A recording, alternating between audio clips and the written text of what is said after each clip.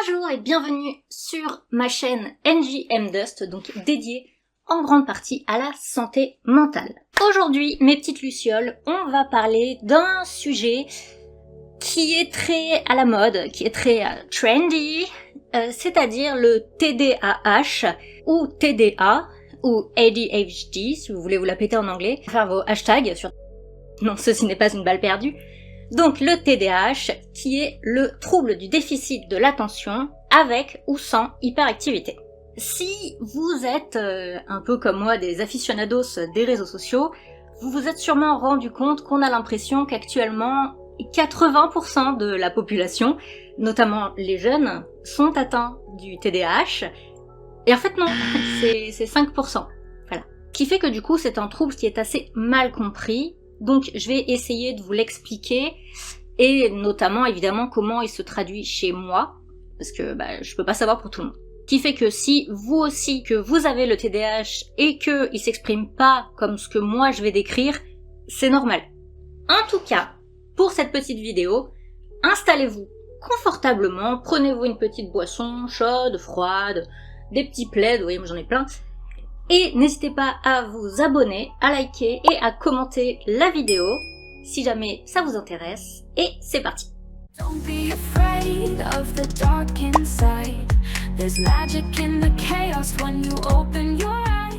Alors, avant de vous parler de mon cas précisément, je vais essayer de vous définir qu'est-ce que c'est que le TDAH. En vrai, il existe d'abord le TDA, le trouble du déficit de l'attention, et aussi, du coup, le TDAH, trouble de l'attention avec hyperactivité. Et le souci avec l'hyperactivité, c'est qu'on pense généralement à des petits garçons, vous savez, très turbulents, qui courent partout en classe, qui sautent partout, qui montent sur les meubles et tout, sauf que c'est pas forcément ça. Puisqu'en fait, ce que je viens de décrire, c'est vraiment l'hyperactivité physique, mais il y a aussi l'hyperactivité mentale qui forcément se voit moins. Alors, je vais faire un peu scientifique, mais pour expliquer très rapidement, le TDAH c'est un trouble du neurodéveloppement, donc ça se fait forcément avant l'âge de 12 ans. C'est pas une maladie comme les deux autres que j'ai, donc la bipolarité et le borderline dont je parlerai plus tard. Là pour le coup, ça va pas être déclenché par quelque chose, c'est un peu on est avec. En fait, il y a deux façons pour avoir le TDAH, si je peux dire ça. Soit c'est génétique. Donc généralement une personne qui a le TDAH, on regarde son entourage, il y en a généralement toujours au moins un. Et sinon, c'est si la naissance ne se passe pas très bien. Par exemple, un bébé qui va naître avec le cordon autour du cou et qui du coup va manquer d'oxygène, ça peut coincer plus tard au niveau du développement du cerveau, puisqu'il y a eu un petit manque d'oxygène, et ça peut déclencher un TDAH. Voilà. Alors, il existe 3 types de TDAH, chacun avec ses petits symptômes. Le premier, c'est l'inattention. D'ailleurs, on peut parler uniquement de TDA, trouble de l'attention, dans ce cas-là, ça paraît logique. C'est des personnes qui vont être vachement dans la lune, qui pensent toujours à autre chose, qui sont, entre guillemets, pas là. Vous voyez, quand vous leur parlez, vous avez l'impression que la personne, elle est pas là, quoi. Et du coup, forcément, c'est aussi quelqu'un qui perd énormément ses affaires ou qui sort de chez elle en les oubliant, en oubliant de fermer la fenêtre alors qu'il pleut, en oubliant d'éteindre le four, enfin, vous voyez l'idée. Et surtout, il faut se dire que, oui, ça arrive à tout le monde d'être un petit peu inattentif, de perdre un peu ses affaires, mais non, ça ne fait pas vous quelqu'un qui a le TDA. Faut vraiment vous imaginer que là, on est à un stade où c'est hyper handicapant. Je sais pas si vous vous imaginez faire dans le mois 4 oppositions sur votre carte bleue parce que vous l'avez perdue à chaque fois. Devoir refaire 2 fois votre carte d'identité. Pareil pour la carte vitale. Avoir limite frôlé un incendie parce que vous aviez oublié d'éteindre le four et éponger 2 fois le sol parce que vous aviez pas fermé la fenêtre alors qu'il pleuvait. Voilà. Genre ça, c'est le truc typique en un mois qui peut arriver à une personne qui a vraiment le TDA.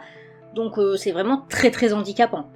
Alors moi pour le coup j'ai pas trop cette partie là, j'ai pas trop l'inattention, ça va à peu près, faut juste quand même que je fasse un peu attention, et du coup c'est vrai que j'ai beaucoup tendance à vérifier 10 fois que j'ai bien fermé la porte, vérifier 10 fois que j'ai mes clés, que j'ai mon téléphone, mais ça va, genre moi je m'en sors. Ensuite on a donc l'hyperactivité, donc le H pour TDAH, parce qu'on a plus vu le TDA, là c'est le TDAH, et c'est vrai que quand on pense hyperactivité et impulsivité, on a plutôt tendance à penser à l'hyperactivité physique. Donc quelqu'un qui n'arrive pas à rester immobile longtemps, qui est toujours en train de jouer avec des objets, qui a besoin de se lever tout le temps, qui, ouais, si jamais il est obligé de rester assis, vous savez qu'il va avoir la jambe qui tremble, qui va tapoter des trucs, voilà. C'est vraiment ça qu'on imagine quand on pense hyperactivité physique. Mais l'hyperactivité, elle peut être aussi mentale. Et forcément on y pense moins parce que ça se voit moins. Moi, par le coup, j'ai l'hyperactivité mentale, ce qui fait que non, je ne cours pas partout, flemme. Donc là, pour le coup, comme c'est pas quelque chose de physique, c'est mon cerveau qui est en hyperactivité. Je suis tout le temps en train de penser, j'ai tout le temps des scénarios, des idées, même parfois plusieurs en même temps. Genre, ça m'arrive très souvent d'avoir une musique en tête et des pensées. Genre, voilà, ça se cumule, on peut pas, voilà. Plus égale plus, hein, comme dirait Lena Situation. Et vraiment, le bouton pause de mon cerveau, je le cherche. Et là, c'est plus épuisant, parce que je sais pas si vous vous imaginez, le soir, vous vous posez dans votre lit, vous êtes fatigué, vous fermez les yeux, mais votre cerveau, lui, ne veut pas. Je veux mettre fin à ça des fois, mais je peux pas, voilà. Et à la limite, le seul symptôme physique que les gens peuvent voir, c'est que je parle beaucoup et que je peux parler très vite avec la capacité à passer d'une idée à l'autre, comme ça. Mais je vais en parler juste après. Le dernier type, donc de TDAH, c'est tout simplement le type combiné, donc la personne qui va avoir à la fois de l'inattention et de l'hyperactivité physique ou mentale. On peut cumuler. Alors, je ne peux pas parler pour tout le monde, donc je vais juste vous expliquer comment ça se passe dans mon cas. Donc moi, j'ai essentiellement un TDAH avec hyperactivité mentale. Et déjà, faut savoir un truc très chiant, qui est un peu cliché dans nos sociétés occidentales, mais les petites filles sont énormément moins diagnostiquées que les petits garçons. Et c'est à la fois une question du type d'hyperactivité, parce que les filles ont plus souvent l'hyperactivité mentale et les garçons plus souvent l'hyperactivité physique, donc c'est plus visuel. Et surtout, il y a une question d'éducation, parce que forcément, on apprend beaucoup plus aux petites filles à rester mignonnes, toutes sages, un petit peu dans leur coin, voilà. Et du coup, les garçons, on va un peu dire que c'est un manque d'éducation, le fait qu'ils courent partout, et du coup, on va plus se poser la question. Voilà, malheureusement ça, c'est un souci de nos sociétés occidentales, et le plus gros problème, c'est que les filles, et donc les femmes, on est diagnostiquées plus âgées. Et aussi, le truc, c'est que petite, j'étais très bavarde, je parlais très vite, je parlais même des fois toute seule, parce que quand j'étais à la maternelle, mes camarades ne parlaient pas aussi bien que moi, malheureusement, donc je ne pouvais pas leur parler. Et je coupais la parole, etc. Mais comme j'étais une fille, on disait que j'étais juste une pipelette, j'étais juste bavarde, c'est mignon qu'une petite fille soit comme ça, une petite pipelette. Sauf que non, voilà, dans mon cas c'était pas drôle. Mais surtout, la partie que j'ai vraiment mis du temps à comprendre qu'en fait c'était pas vraiment normal, c'est le fait que mon cerveau ne s'arrête jamais, que, vous savez, genre si on me parle de méditation, de respiration, tout ça, moi je n'arrive pas en fait à le faire parce que mon cerveau continue. Et comme je l'ai dit, c'est un trouble qui est là dès l'enfance, donc moi je pensais que tout le monde était comme moi, genre que tout le monde avait son cerveau qui tournait en boucle tout le temps, enfin... En fait non. Aïe! Aïe! Tu m'as mis un poil. Chier. Et cette façon donc de penser là tout le temps, ça se fait sous deux formes et je vais vous le présenter avec des propos un peu geeks. Voilà. Alors, le premier, c'est ce que j'appelle l'effet pop-up. En gros, vous allez sur une page, vous cherchez un truc, n'importe quoi, on s'en fout, et vous n'avez pas d'antivirus. Et cette vidéo est sponsorisée... Non, pas du tout. Donc, vous allez avoir des pubs intempestives qui vont apparaître à droite à gauche et qui n'auront pas forcément de lien avec ce que vous avez recherché à la base. En gros, vous ouvrez une page pour... allez, vous renseigner sur l'affaire P. Diddy. Voilà. Donc, vous voulez lire tranquillement votre article et vous allez avoir un truc. Mais votre chat est-il vraiment heureux?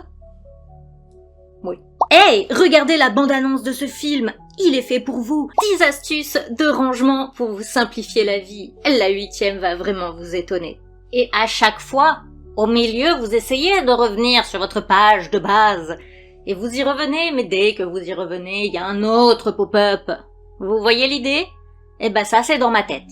Et l'autre chose, on va appeler ça l'effet YouTube. Vous lancez votre vidéo, la dernière vidéo de Squeezie, j'en sais rien ce que vous voulez, et quand vous l'avez fini, ça va vous proposer une autre vidéo. Donc vous allez cliquer, pourquoi pas. Puis vous allez, à la fin, cliquer sur une autre vidéo. Allez, elle a l'air sympa celle-là aussi.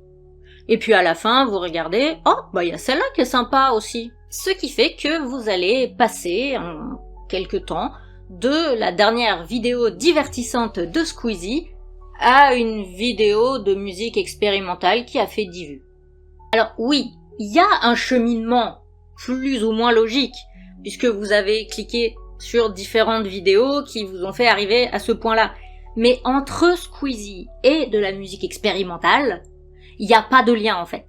Et ce qui fait que quand ça m'arrive et que du coup j'ai une conversation avec quelqu'un, ça me fait mourir de rire de me rendre compte de quoi on parle et du sujet à la base de la conversation qui n'a aucun rapport, voilà.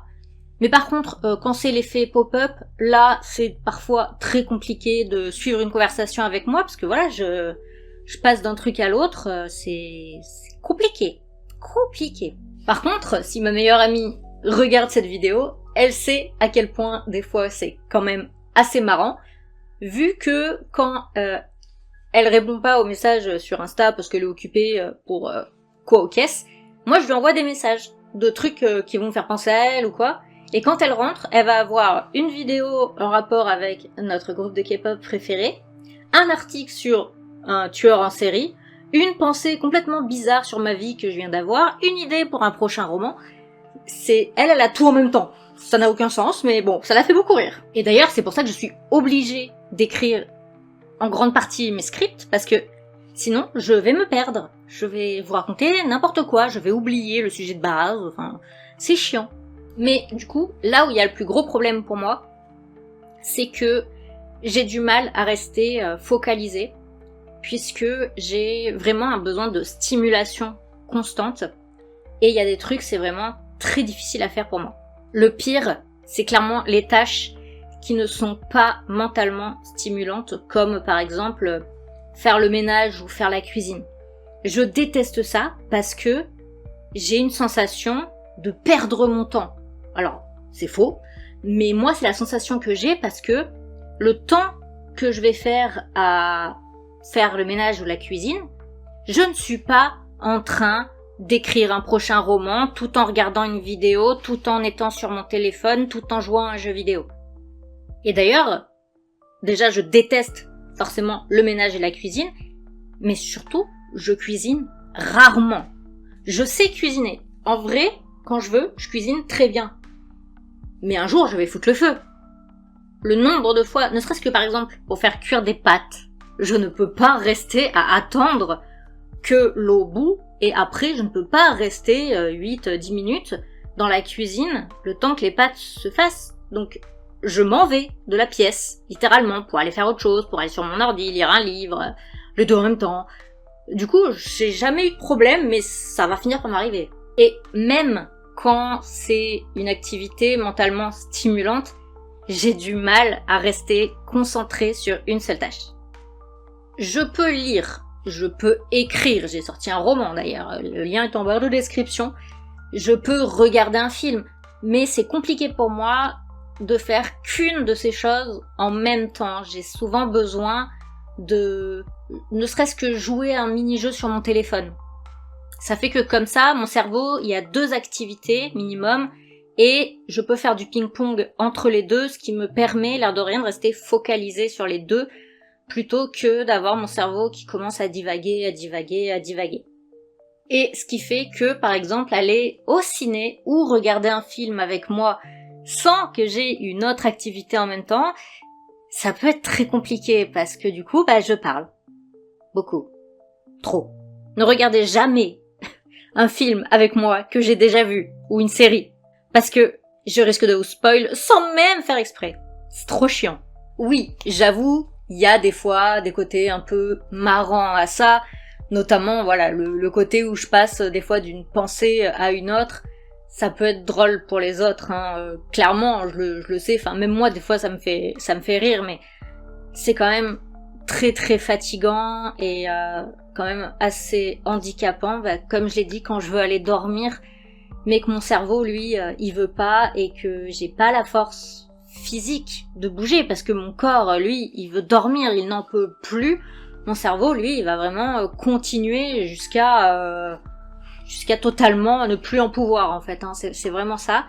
J'ai envie de dire heureusement qu'aujourd'hui je prends des médicaments, pas pour ça, pas encore, mais ça m'aide vraiment à m'endormir parce que des fois sinon je peux tourner 2, 3, 4 heures, je finis par me relever et aller discuter avec des potes qui bossent de nuit quoi, parce que je peux plus rester allongée à force.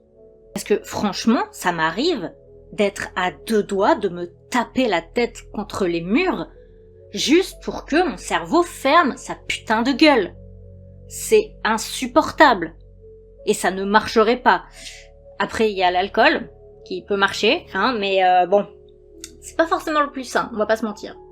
Et je vais pas vous mentir, c'est quelque chose que j'ai déjà fait, ainsi que d'autres substances. Et aujourd'hui, encore, puisque je n'ai pas de traitement pour l'instant, parce que c'est un peu compliqué avec mes différentes pathologies, ça m'arrive de prendre plus d'anxiolytiques que la dose prescrite juste pour faire taire mon cerveau. Parce que oui, pour le TDAH et notamment l'hyperactivité, il existe des traitements. Alors, je ne vais pas vous en parler parce que tout simplement, je ne suis pas concernée. Je vais vous mettre dans la barre de description une super vidéo de Fabien Olicard avec justement un médecin spécialisé qui en parle et qui donc parle des traitements.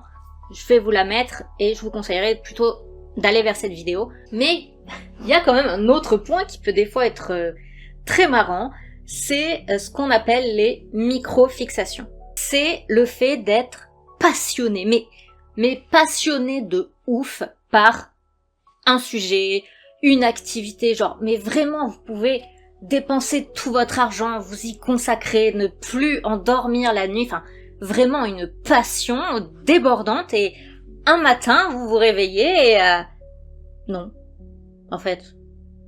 Mais je vais en faire une vidéo à part, puisque franchement, il y a trop de trucs à dire sur les micro-fixations, expliquer déjà mieux ce que c'est, mais surtout vous raconter certaines que j'ai pu avoir.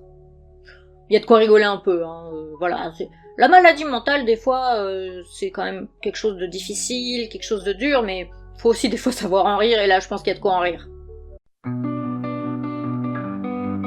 Malgré tout, j'ai appris à vivre avec le TDAH, comme je l'ai dit de toute façon, on est avec, ou en tout cas ça se développe très tôt, donc il n'y a pas beaucoup de choix, donc j'ai dû trouver des solutions, des subterfuges, pour essayer de vivre avec quand même.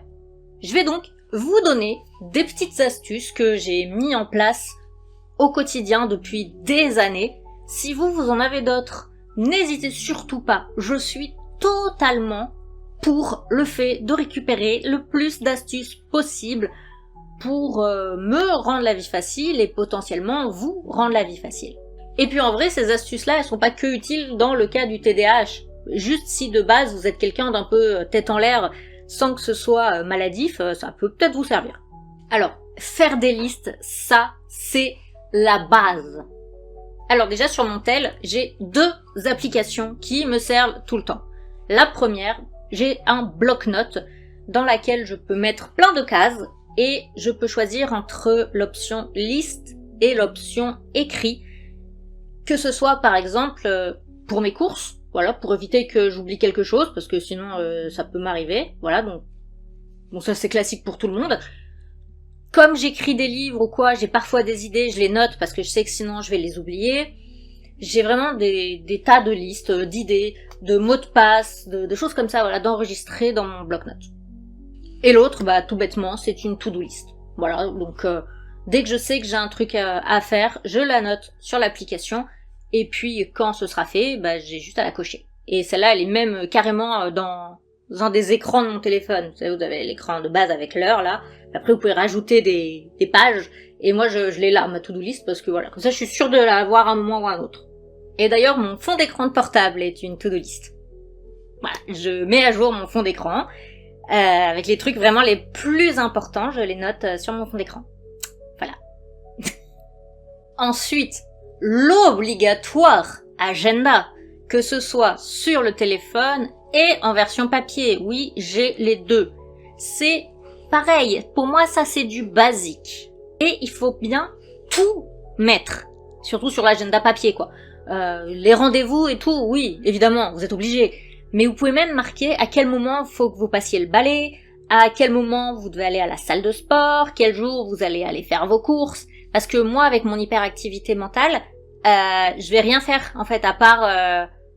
faire des trucs qui me stimulent psychologiquement, mais le reste, je vais pas le faire. Donc, je suis obligée de me cadrer en mettant tout sur mon agenda. Et on termine aussi par ces bons vieux petits post-it avec code couleur. C'est-à-dire que un post-it bleu ne va pas rentrer dans la même catégorie qu'un post-it jaune ou qu'un post-it vert. Enfin, je veux dire, c'est normal. En gros, je sais pas, par exemple, sur les post-it jaunes, je vais marquer des rendez-vous à prendre. Par exemple, rendez-vous, des coups de fil à passer, ce genre de trucs. Sur les post-it bleus, je vais noter tout ce qui est en rapport avec mon roman.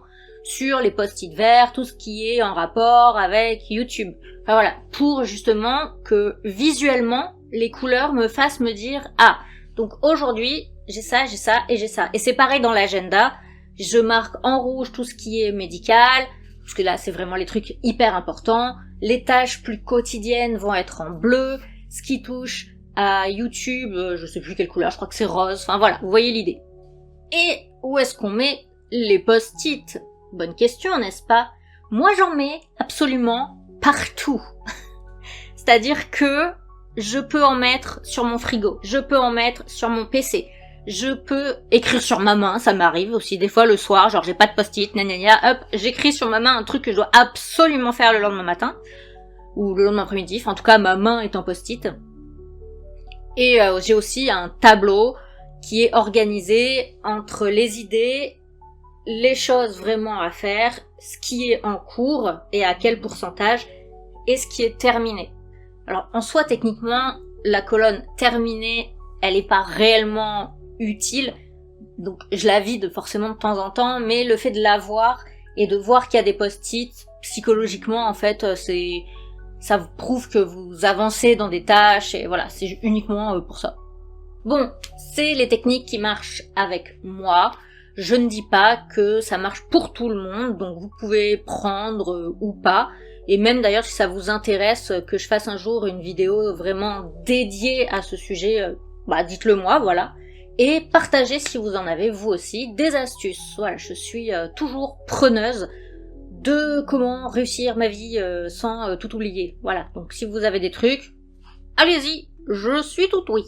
En tout cas, mes petites lucioles, j'espère que cette vidéo vous en aura appris un peu plus sur ce que c'est le TDAH, sur comment moi je le vis, et sur peut-être vous, voilà, et peut-être aussi vous dire que beaucoup de gens qui en parlent sur les réseaux, ne disent peut-être pas vraiment la vérité, mais c'est souvent de l'incompréhension. Et je sais que c'est pas facile à gérer, en tout cas celle que moi je vis, mais avec une bonne organisation et un énorme paquet de post-it, on peut essayer de se faciliter la vie un petit peu. Si cette vidéo vous a plu, vous a parlé, n'hésitez pas évidemment à me le dire en commentaire, me laisser un petit like ou vous abonner si les vidéos concernant la santé mentale vous intéressent. Voilà, et surtout si vous voulez voir la vidéo sur mes microfixations où je vais m'auto-foutre la honte, voilà, parce qu'il y en a qui sont vraiment... Et surtout, n'oubliez pas que c'est pas parce que tout vous semble sombre que vous ne pouvez pas essayer de briller un petit peu. You think you know me, but you only see the show. Behind the smile, there's a story you don't know. I walk the line between the chaos and control, but don't mistake my heart for something you can hold. I've got the fire, I've got the fight, dancing with the dark, but I hold the light. Sweet but a little wild, breaking through with a crooked smile.